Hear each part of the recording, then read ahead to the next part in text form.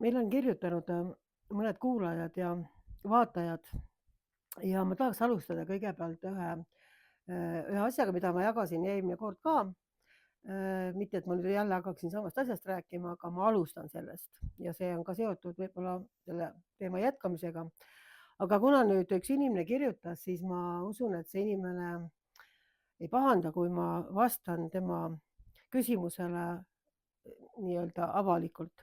Ma loomulikult ei nimeta nime. Ja ütlen seda lihtsalt, et tegu puudutab teemat unenäod ja kas Jumal räägib läbi unenägude, et see ei ole meie peateema täna. Ma vähemalt loodan seda. Aga kuna nüüd see inimene kirjutas selle eelmise jutluse peale, siis tahaks natukene seda teemat nii-öelda vastata ja valgustada. Nüüd unenäod ja nägemused. Me teame seda, et tähendab, me ei tea seda, vaid see, mida mina olen 32 aasta jooksul kogenud, pidevalt uurides neid teemasid, kuulates teisi inimesi ja lugedes, vaadates, mis teised räägivad ja tunnetavad. Ma olen kuidagi tajunud, võib-olla ma eksin, aga see on minu subjektiivne arvamus, et kui keegi räägib nägemustest, siis see on kuidagi aktsepteeritav, et jah, piiblis on, kuidas inimesed näevad nägemusi, see on üks viis, kuidas püha vaim saab inimestele teada anda asju, kuidas prohvetid liiguvad, me teame, et neid hüütakse nägijateks. Aga et unenäod on natukene nagu sellise, ka paljude töötegijate seas on natuke sellise halva või ma ei ütleks halva varjundiga, aga pisut sellise pisendatud olekus. Ja et unenägu, et las need olla siis need unenäod, et need pole nagu nii olulised. Ja siis ma mõtlesin tükk aega, et miks see niimoodi on. Et me näeme nii Vanas kui Uues Testamendis seda, et Jumal reaalselt räägib unenägude kaudu ja räägib ka nägemuste kaudu. Mõlemal viisil ta räägib, me näeme seda, see on täiesti piibellik, kui me loeme piiblit, me näeme, kuidas väga tõsiseid sõnumeid on edastatud niimoodi. Aga miks on inimeste seas tekkinud selline natukene nagu eelarvamus, nagu ma just ütlesin, et nägemused, see on nagu midagi suurt ja võimast, aga unenäod on kuidagi pisendatud, et just eriti töötegijate poolt ma olen kohanud sellist suhtumist, see on see mingi unenägude nägija, eks ole. Et kas teda saab tõsiselt võtta, et temal läheb mingid unenägused, eks ole. Et kus on selline pisendamine ja kus on selline nagu natukene nagu selline mahategemine tulnud. Üks põhjus on kindlasti selles, et vaata nägemusi ei näe igaüks. Olete nõus sellega? Igaüks ei näe meist nägemusi. Aga unenägusi me näeme kõik. Me kõik näeme unenägusi. Ja kes rohkem, kes vähem, ma ei räägi praegu siin prohvetlikest unenägudest, ma räägin lihtsalt unenägude nägemisest, lihtsalt tavalisest unenägudest. Me kõik näeme unenägusi. Ja nüüd, kuna me kõik näeme unenägusid, siis on väga palju võetud, see on tüüpiline vaenlase käekiri muide, kus ta võtab mingisuguse asja, mingi jälje, mis on nagu Jumala jälg ja püüab hästi palju oma jälgi tippida sinna juurde. Nii, et meie ei saaks enam aru, mis on õige, mis on vale. Vaadake, kui te lähete mööda jälgi, ma ei tea, kui palju te käite metsas jälgi ajamas, mina käin mõnikord, lähete ühte jälge pidi, siis on see selgelt näha. Aga kui siin on tulnud teised igasugused, ma ei tea, koerad ja lambad ja kes iganes tulnud sinna sõtkuma, eks ole, siis sul on võimatu peaaegu seda õiget jälge leida enam, sest ta on nii ära segatud, ta on nii ära miksitud ja seal peal on tallutud. Ja vot see on tüüpiline vaenlase strateegia, kuidas ta tihtipeale tahab ära solkida midagi nii-öelda tõsist ja ehedat, mida Jumal on tegelikult andnud meile. Ja vot see on just, mida ta on teinud ka unenägude nii-öelda tõlgendamise, seletamise, arvamustega nende kohta, pisendamisega. Mõni võib-olla ainult elabki sellest, et ta usub igat unenägu, mis ta näeb. Teine jälle ei usu mitte kunagi, et Jumal võiks unenägude läbi rääkida. Nii et selles mõttes me näeme, et isegi psühholoogid, eks ole, väga palju kasutavad nii-öelda, et mismoodi inimene unes näeb ja kuidas tema vaimne seisund on ja kuidas ta psüühiline seisund on. Et unenäod väidetavalt siis kajastavad väga palju seda, mis inimesel nii-öelda sees toimub parasjagu. Me näeme, et on hästi palju antud välja igasuguseid unenägude seletavaid raamatuid ja inimesed siis püüavad, ostavad neid ja püüavad nende läbi siis seletada igasuguseid unenägusid. Mina ütlen aga selle kohta nii, et uue lepingu ajal see Jumala vaim, kes rääkis, kes oli kaastegev Jumala nii-öelda meie maailma loomisel, kes inspireeris, et kirjutada Jumala sõna üles, kes Jeesuse kaudu oli tegev, kes jüngrite kaudu oli tegev, kes tervendas, äratas üles surnuid ja nii edasi. Seesama vaim on sinu sees. Te peate aru saama, et ei ole mitut Jumala vaimu. Et on üks vaim oli Jeesuse sees ja üks oli siin ja seal. See on üks ja sama Jumala vaim, kes on ka sinu sees, kui sa oled ülalt sündinud ja Jumala vaimuga saanud täidetud. Seesama vaim on sinu sees, mis tähendab seda, et mida rohkem sa kasutad abivahendeid Jumala sõnumi tõlgendamiseks või läbikatsumiseks, seda rohkem võid sa olla eksitatud. Saate aru, mis ma mõtlen? Abivahenditeks ma peangi igasuguseid inimeste poolt tekitatud seletajaid ja asju, mis ei tähenda seda, ma jõuan ka kohe selle agani, aga ütleme niimoodi, et piibel ütleb, et ükski prohveti kuulutus ei ole omavolilise tõlgenduse jaoks. Mis tähendab ka seda, et kui antakse sulle nägemus või unenägu, siis peab see olema läbikatsutav nii-öelda tema püha vaimu võtmes. Nii nagu igal lukul on võti, mis teda avab, on nii. Sa ei saa minna lukku avama, kui sul just muukrauda taskus ei ole. Ma ei tea, kas muukraud avavad kõiki asju, ma ei ole ise proovinud, aga sa ei saa minna suvalise võtmega avada igasugust lukku, sa ei saa. Iga luku jaoks on oma võti ja iga sõnumi jaoks on võtmeks alati püha vaim, kes peab avama selle, kes peab andma selle tõlgenduse ja kes peab näitama, mis on tegelikult selle nägemuse või unenäo taga ja kas see on üldse Jumalast. Nii et ma tahaksin siis nüüd korraks tuua näiteks selle meie vaataja küsimuse või õigemini kommentaari, kes, ma loen selle kirja kohe ette, ma lugesin eelmine kord ka seda ette ja nüüd ma loen selle uuesti ette ja mõelge ka kaasa, kuidas teile tundub, kas see sõnum, mida ma praegu siin siis loen, oli Jumala käest või see oli lihtsalt üks uni. Nii, Esimese kuningate raamat 3. peatükk ja 5. salm alates. Gibeonis ilmutas Jehova ennast Saalomonile öösel unes ja Jumal ütles, palu, mida ma sulle peaksin andma. Ja Saalomon vastas, sina osutasid oma sulasele mu isale Taavetile suurt heldust, kuna ta su ees käis tões ja õiguses ning oli õiglase südamega sinu vastu. Siin ma jätan nüüd natuke vahele ja loen 9. salmist edasi. Anna seepärast oma sulasele sõnakuulelik süda, et ta võiks su rahvale kohut mõista ning vahet teha hea ja kurja vahel, sest kes suudaks muidu kohut mõista selle sinasele sinu suurele rahvale. 11. salmis ja Jumal ütles temale, sellepärast, et sa palusid seda ega palunud enesele pikka iga rikkust ja oma vaenlase hinge, vaid palusid mõistust, et kuulata, mis õige on, siis ma teen vaata, nagu sa oled öelnud. Ma annan sulle targa ja mõistliku südame nõnda, et sinu sarnast ei ole olnud enne sind ega tõuse sinu sarnast ka mitte pärast sind. Aga ka seda, mida sa ei ole palunud, ma annan sulle, nii hästi rikkust kui au, nõnda, et kogu su elu ajal ei ole ükski kuningas sinu sarnane. Ja kui sa käid minu teedel, pidades minu seadusi ja käske, nõnda nagu käis su isa Taavet, siis ma pikendan su elupäevi. Ja 15. salm ja Saalomon ärkas ja vaata, see oli olnud unenägu. Et huvitav on see, et päris mitmetelt inimestelt, kes on ise jutlustajad ja ka pastor, olen ma kuulnud 15. salmi pisendavat mõju. Vaata, see oli olnud unenägu, mõni paneb vaid ka veel sinna juurde. See oli vaid uni. See vaid või see oli vaid uni, sellel on juures üks maik. See maik tegelikult on see, et okei, pikalt ja laialt nüüd ma vestlesin justkui Jehovaga selles unenäos, aga noh, ärkasin üles, et see oli ainult uni. Nüüd, kuidas me loeme kõige esimeses salmis, mis ma ütlesin? Gibeonis ilmutas Jehova ennast Saalomonile unes.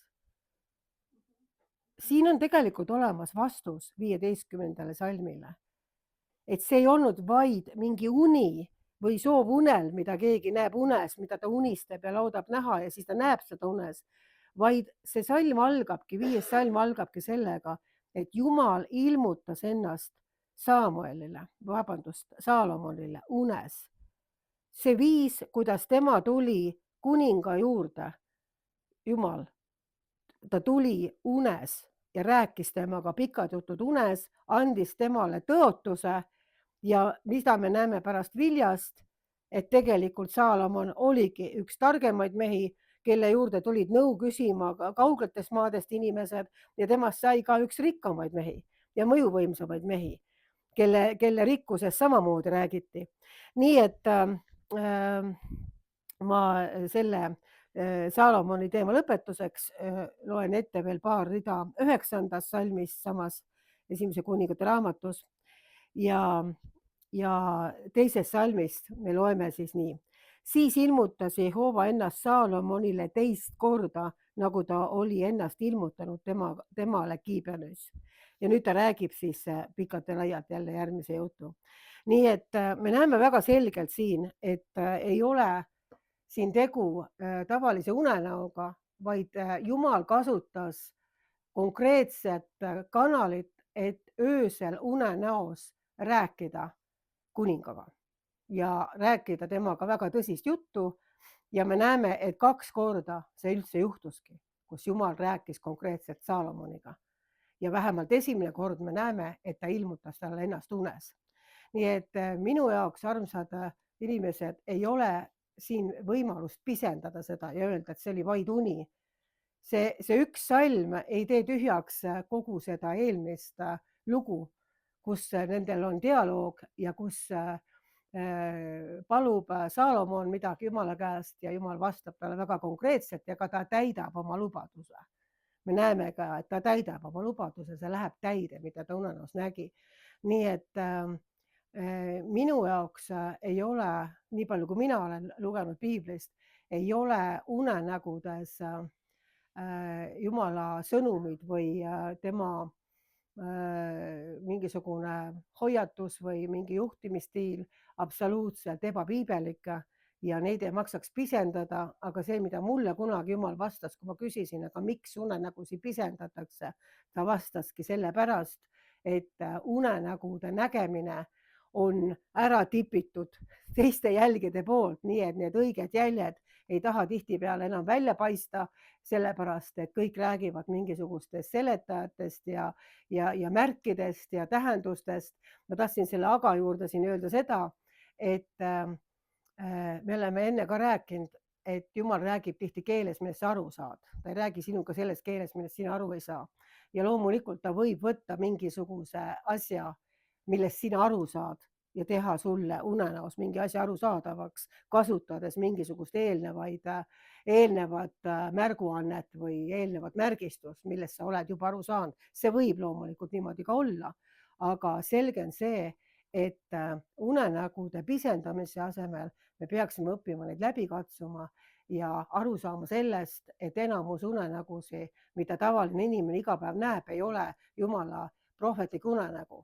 Ta näeb erinevatel põhjustel unenägusid, selleks on teised inimesed, kes on analüüsinud inimeste unenägude põhjuseid, aga selge on see, et Jumal saab kasutada seda kanalit samamoodi, nagu ta kasutab nii-öelda nägemusi, kasutab sõnumeid, mida edastatakse ja erinevaid viise.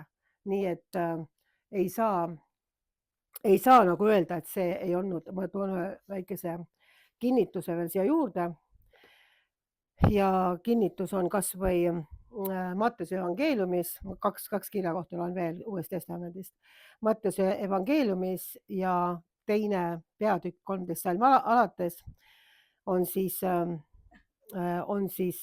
Joosepi ja Maarja lugu, kui nad põgenesid Egiptusesse.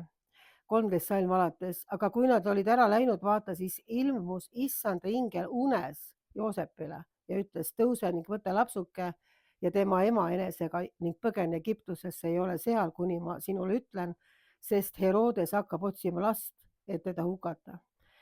Ja siis ta tõusis ning võttis enesega lapsukese ja tema ema öösel ja läks ära Egiptusesse. Nii et samamoodi Joosepi ja Maarja loos ingel ilmus unes. Seal ei ole öeldud, kas ta nägi unes seda inglit või ingel ajas teda öösel ülesse, seal ei ole see täpselt niimoodi öeldud, aga see, mida me sõna-sõnalt piiblist loeme, on see ikkagi, et ingel ilmus talle unes ja andis talle väga tõsise hoiatuse, sest nende elu oli kaalul.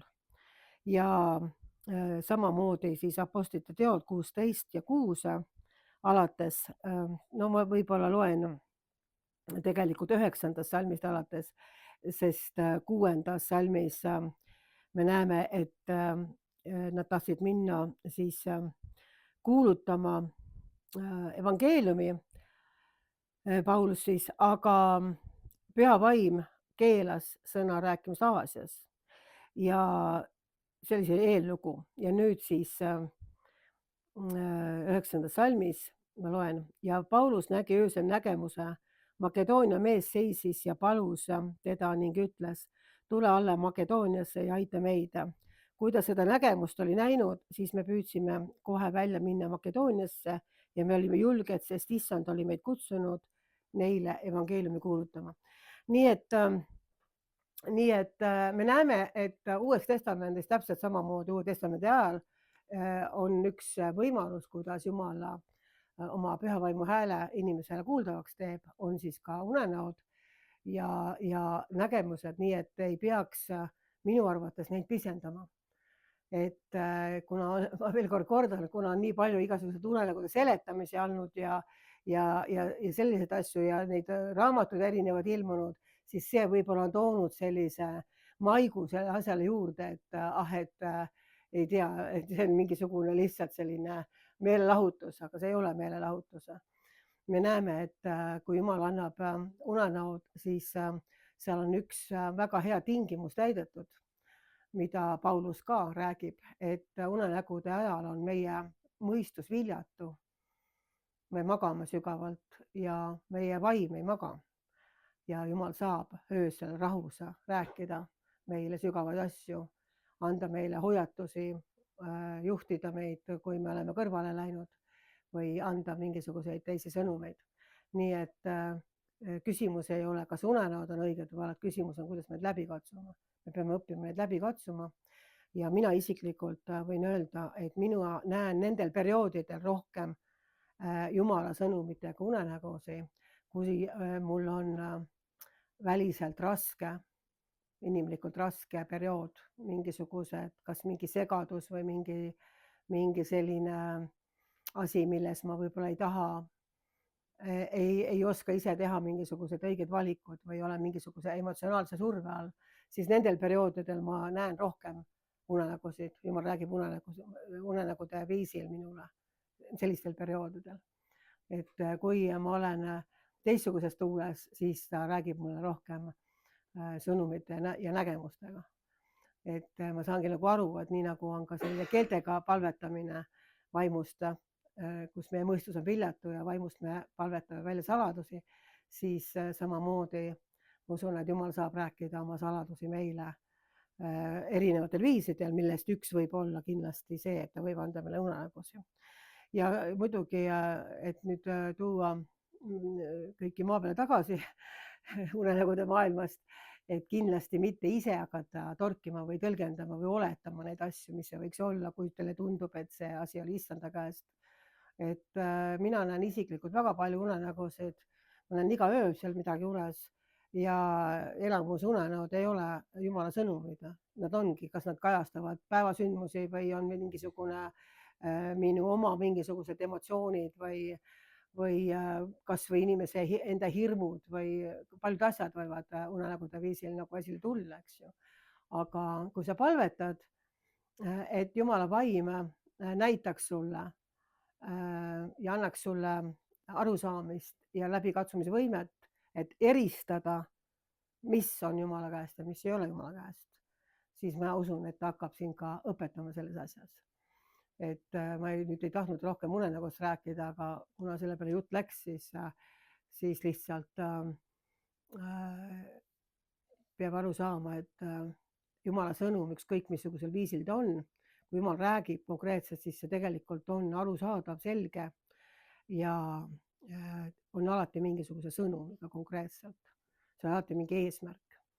Et Jumal lihtsalt ei anna mingit informatsiooni, vaid tal on alati mingisugune eesmärk, kas ta siis juhib inimese tagasi õigele teele, kas ta tõmbab inimese tagasi meeleparandusele, kas ta hoiatab teda, kas ta annab kinnitusi talle mingi selles asjades, aitab tal õiget suunda leida, kui on mingi segadus, erinevad asjad, aga veel kord ütlen, et need ei ole omavolilise tõlgendamise jaoks. Ja kindlasti mina isiklikult ei soovita mingisuguste unenägude raamatute riiulis sobrada kuskil raamatupoes ja arvata, et seal on tõde.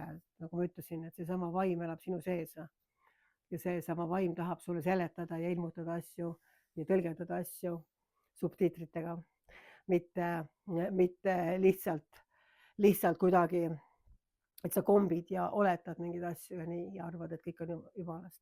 Nii et see on see minu arvamus ja kui te soovite ise seda kodus uuesti lugeda, siis esimese Samueli, esimene kuningate 3. peatükk alates, siis te näete ise seda lugu, kuidas Jumal siis Saalomoniga räägib ja võite seda ise enda jaoks analüüsida ja läbi katsuda, et kas me näeme, et tegelikult Jumal kohtus ja rääkis või oli see lihtsalt unenägu, mida ei maksaks võib-olla tähele panna. Et see oli nagu siis selline asi ja ma tahaksin ka öelda, et kui Jumala vaim, nüüd ma ei taha enam unenägust rääkida, aga ma tahan üldse rääkida sellest, et kui Jumala vaim räägib meiega, kui Jumala vaim tõmbab meid, siis nii palju on maailmas igasuguseid nägijaid ja tegijaid, kes edastavad kogu aeg mingisugust informatsiooni ja räägivad mingisuguseid sõnumeid, mida tegelikult inimesed ahmivad, sest nad kõik tahavad midagi kuulda, nad kõik tahavad, et midagi kinnitaks neid, midagi julgustaks neid.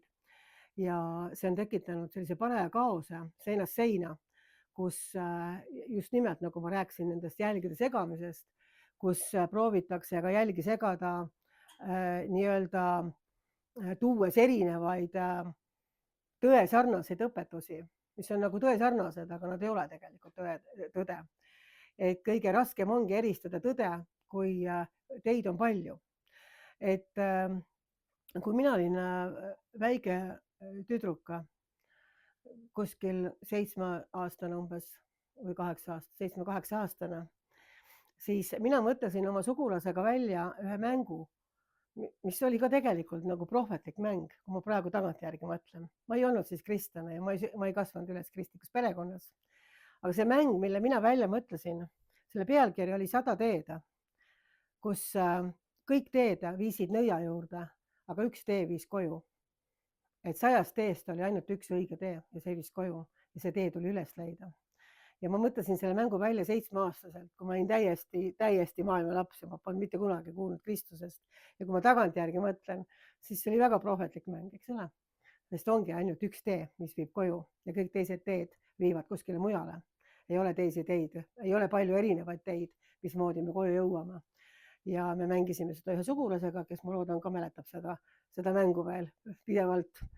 Et siis me jälle läksime mööda valet teed ja siis jälle nõid hirmutas, siis me jooksime tagasi ja siis me karjusime appi, kuidas see õige tee üles leida ja asi lõppes siis sellega, et mitukümmend aastat hiljem me mõlemad tulime Jumala juurde. Ka see sugulane tuli siis Jumala juurde, kellega ma seda mängisin.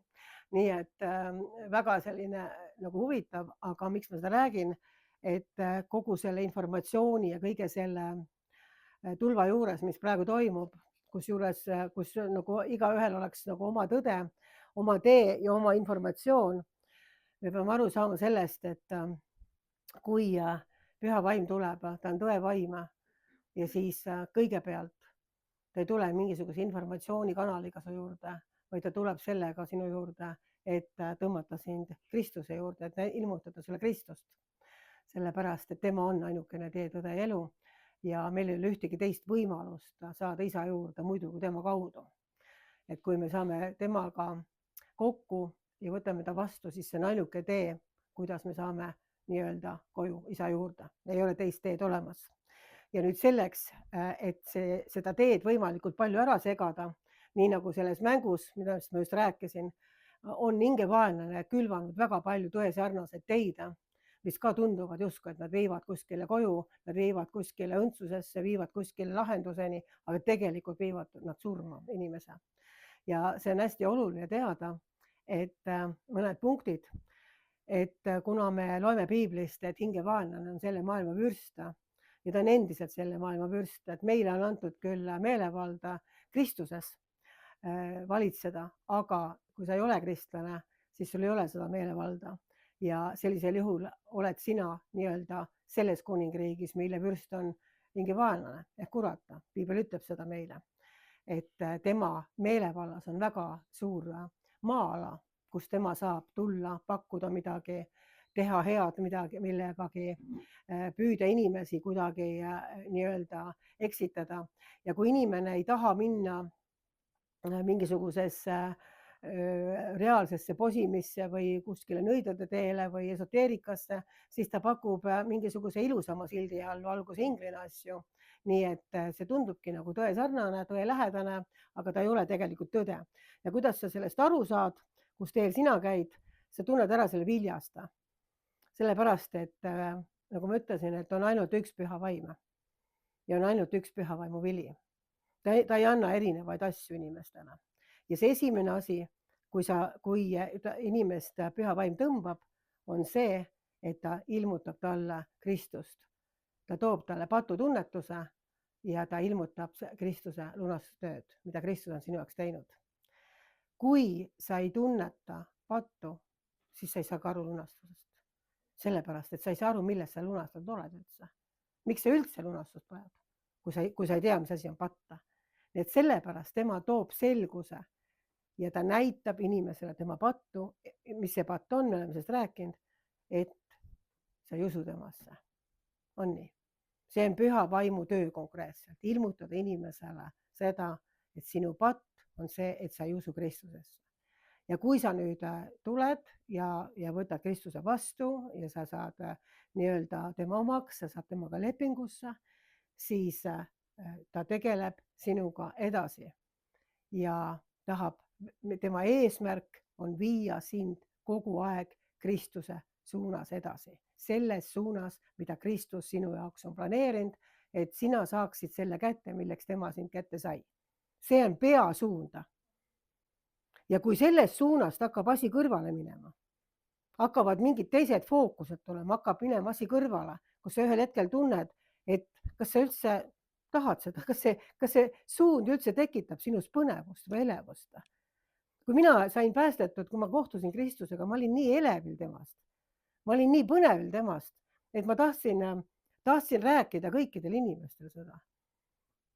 Et vau, ma päriselt kohtasin, Jumal on päriselt olemas. See on tõesti nagu selline lihtne sõnum, nagu ütles see pime mees, et ma olin pime, enne olin pime, nüüd ma näen, mina ei tea, kes see mees oligi, terviks tegi, vahet ei ole, aga nüüd ma näen vähemalt. Selline lihtne sõnum, eks. Mul oli samasugune sõnum. Ma tundsin, et ma tahaks kogu maailmale karjuda. Teate, Jumal on päriselt olemas. Ja mitte lihtsalt nimetu Jumal, vaid see, keda mina nägin, oli Jeesus Kristus, minu lunastaja, minu päästja. Ja teate veel, mis temal on antud kõik meelevald taevas ja maa peal. Tema on täielik boss ja mina tema selja taga. Kujutad ette, ta andis mulle isiklikult andeks. See oli see, milline ma olin siis, kui ma päästetud sain, eks ole. Ma praegu enam ei ole, siis ma olen juba aastad läinud, eks ole. Aga ma nägin, mis mu sees põles, ma ei unusta seda mitte kunagi. Mis põles minu sees siis, kui ma sain Kristuseks. Mind ei huvitanud see, mis keegi arvab või peab mind napakaks.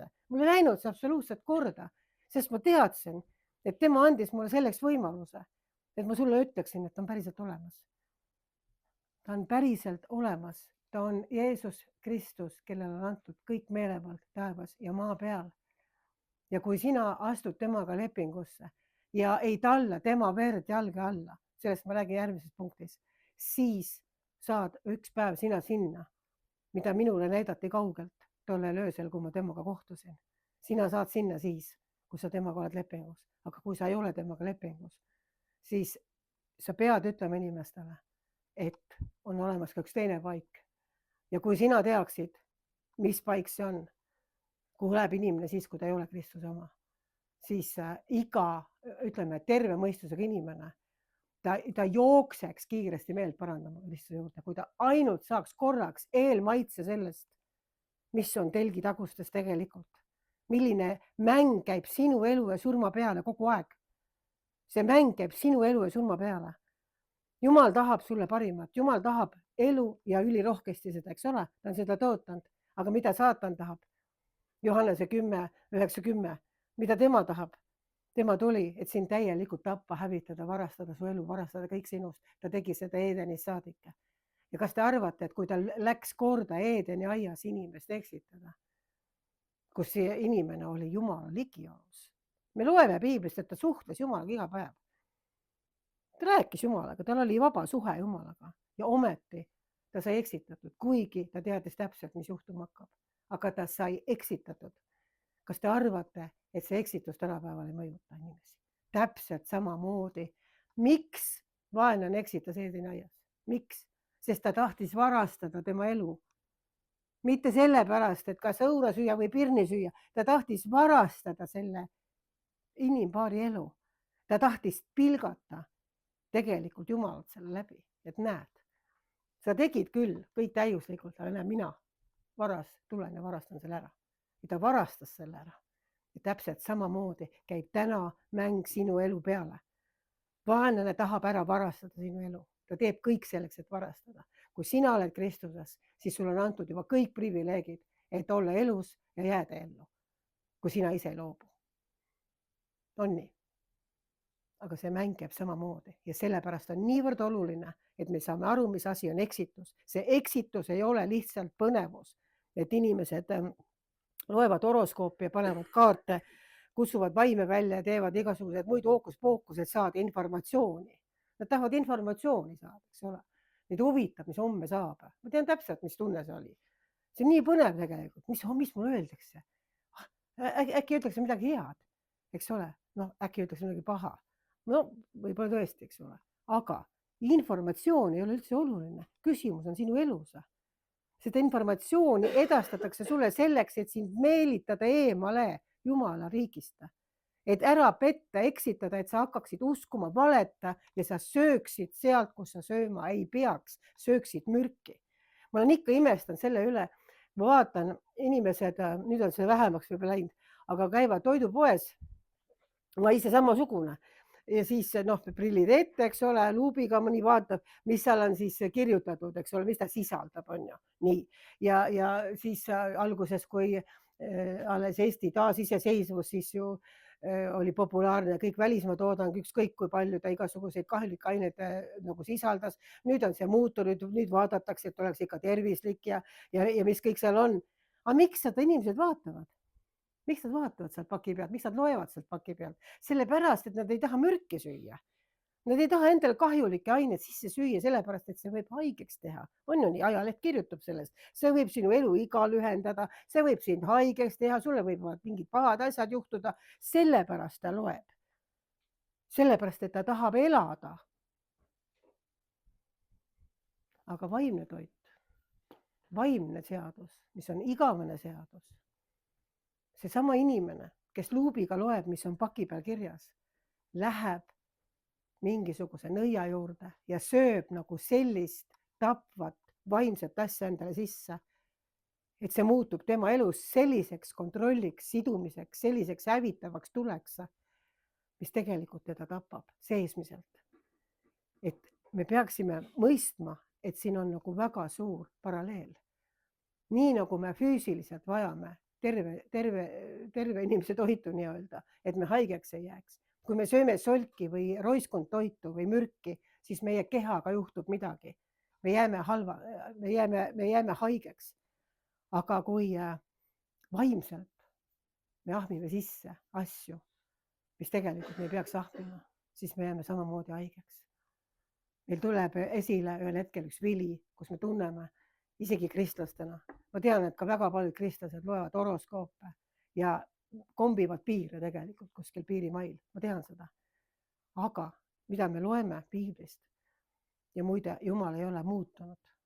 See, et Jeesus Kristus suri meie pattude eest ja meie oleme temas lunastatud ja õigeks mõistetud, nii nagu me laulame seda laulu, meil on õigus tulla, me oleme õigeks mõistetud tema lepingus, tema veres, on nii.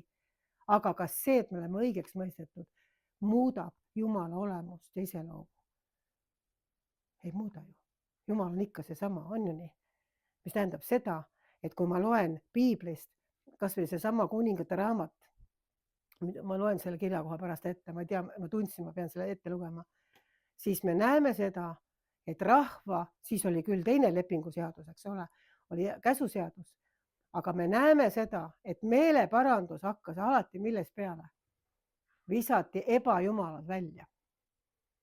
Põletati viljakuse tulbad, tekkis üks puhastus. Visati välja kõik see, mis oli tegelikult ebajumala teenistus, teiste jumalate kummardamine, mingisugused iidolid, mingid ikoonid, mingid asjad, mida kogu aeg kummardati. Need tegelikult visati välja ja alistuti taas Jumala seadustele. Et selles mõttes seal oli asi nagu mustvalge, aga miks siis me praegu arvame, et nüüd Jeesuse vere alla panduna meil on luba tegeleda igasuguse jamaga edasi. Saate aru sellest vahest? Väga tõsine asi.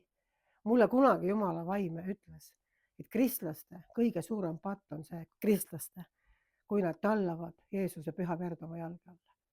Ja ma ei saanud sellest aru. Ma küsisin, mismoodi kristlased tallavad Jeesuse püha verd oma jalge alla. Me oleme ju kristlased, käime kirikus, palvetame, kõik on tore, eks ole. Mismoodi me tallame?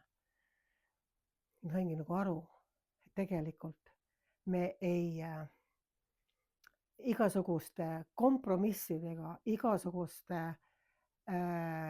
asjadega, mida me hellitame selle maailma nii-öelda, selle maailma nii-öelda asjadega, millest me ei taha loobuda, mida me ei taha korrigeerida, mingid asjad, me tegelikult ei väärtusta Kristuse püha verd, kui me teeme need asju.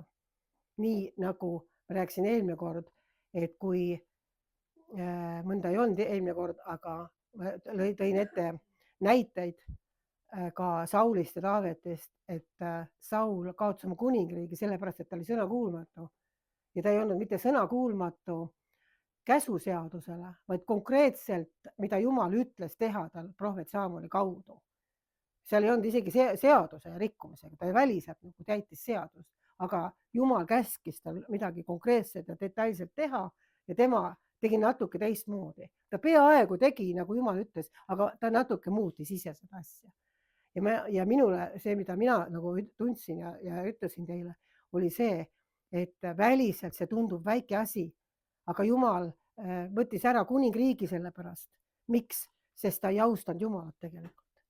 Kui sa teed omal viisil asju, teisel viisil, kui Jumal on öelnud, siis sa ei austa Jumalat.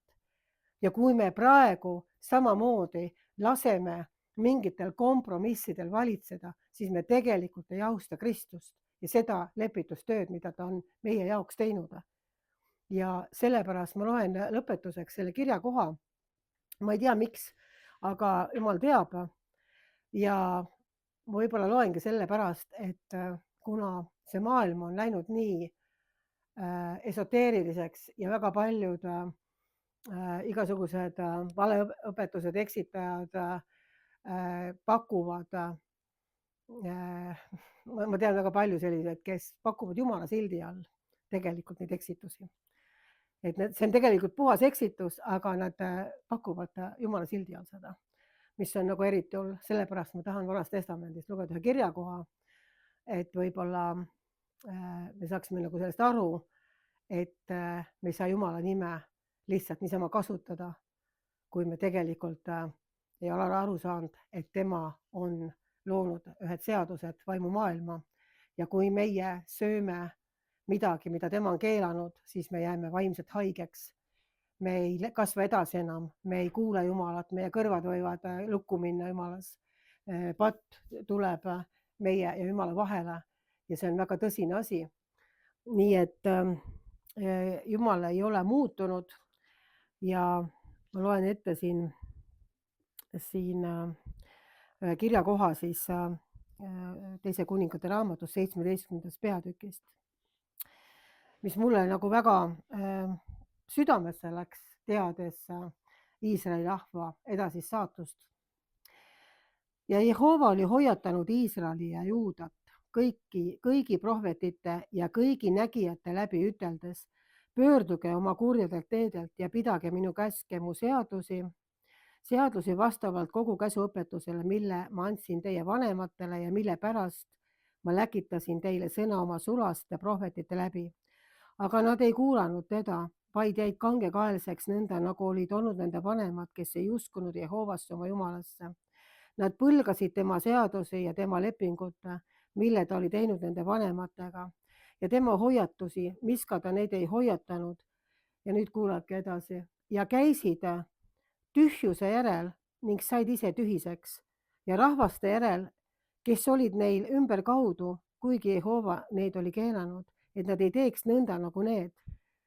Nad hülgasid kõik Jehova oma Jumala käsud ja valmistasid endile valatud kujud, 2 vasikat, nad valmistasid Asheera kuju ja kummardasid kõiki taevavägesid ning teerisid Baali ja nad lasksid oma poegi ja tütreid tulest läbi käia, nad küsitlesid ennustajaid ja toimetasid nõidust, nad müüsid endid kurja tegema Jehova silmis vihastuseks temale. Siis Jehova vihastus väga Iisraeli pärast ja ta kõrvaldas nad oma palge eest ja ei jäänud muud üle kui Juuda. Ja 23. salmis ma loen lõpetuseks.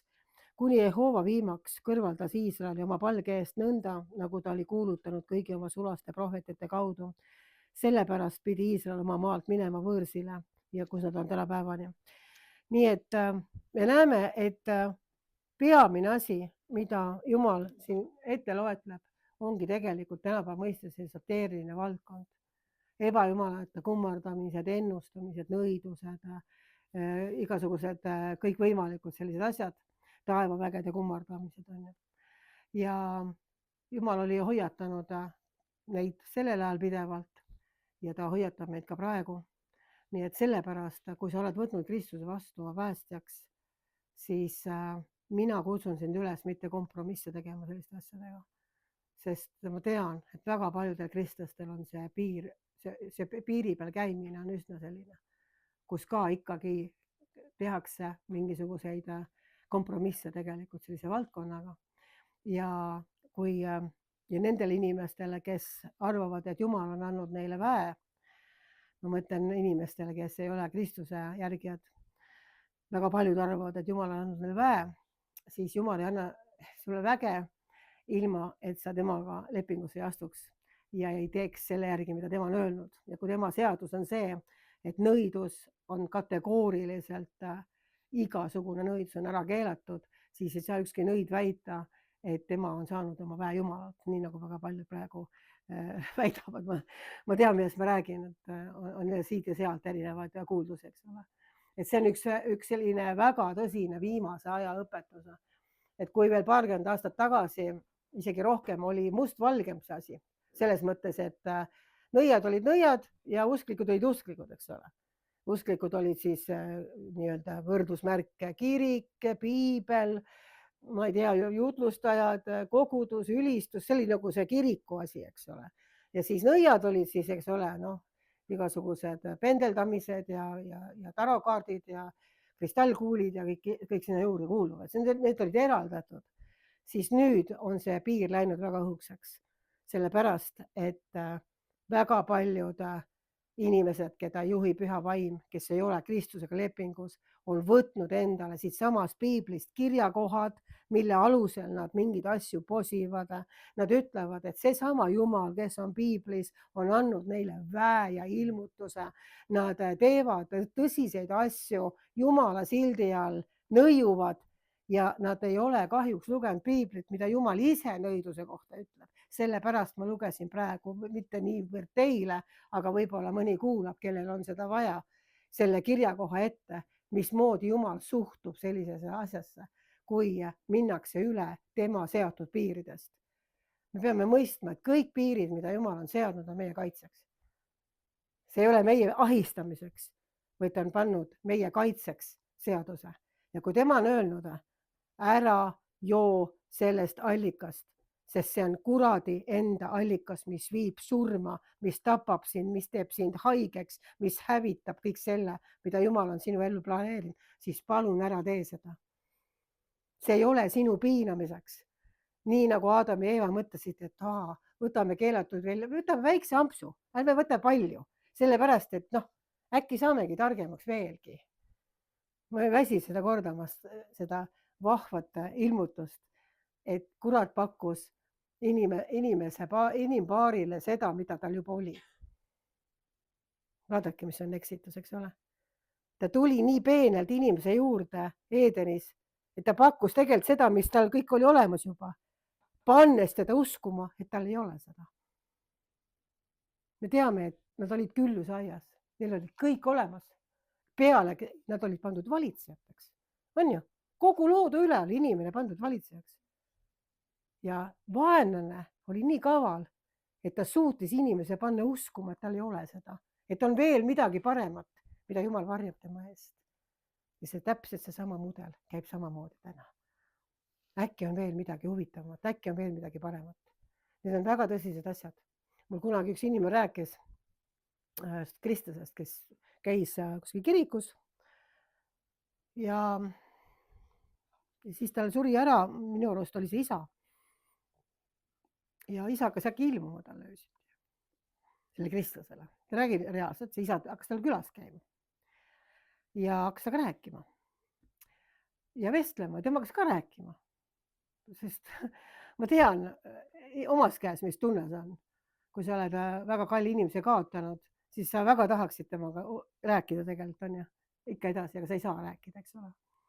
Ja ma saan aru, et sellises haavatavas seisundis nagu Leine on väga lihtne tulla ja vahele seal hakkad eksitama inimest, eks ole. Ja mis juhtus lõpuks? Juhtus see, et inimene ei tahtnud Jumalast midagi kuulda. Ta ütles niimoodi, et aga isa räägib mulle hoopis teisi asju. Isa räägib mulle neid asju, mida Piibel räägib. Isa räägib hoopis teisi asju, ütleb, et pole mingit taevast ega põrgut, kõik on tore, seal oleme kappas koos ja ise tuled varsti ka järgi võib-olla.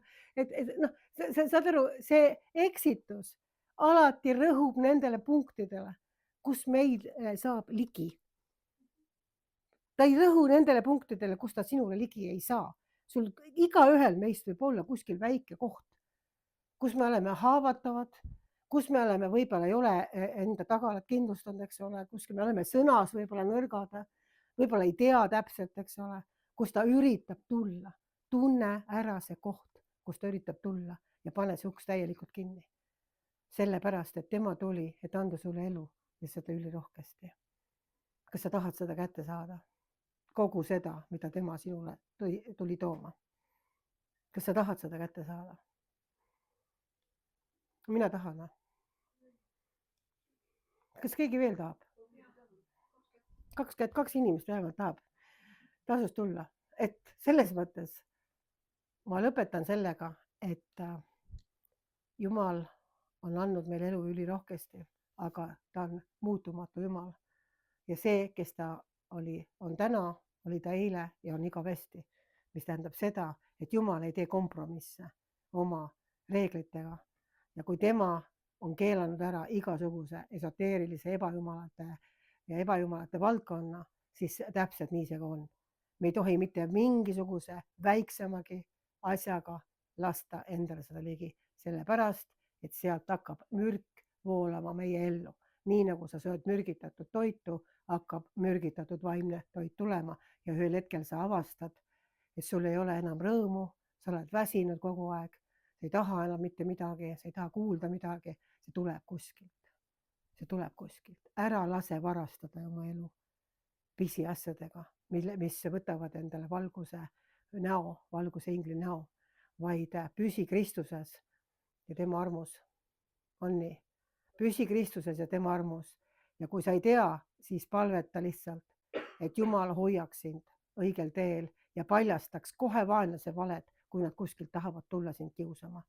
Et nad saaksid paljastatud eos, enne, kui need pisikesed rebased tulevad, närivad su toidusalve tühjaks, et see saaks ennem paljastatud. Aamen.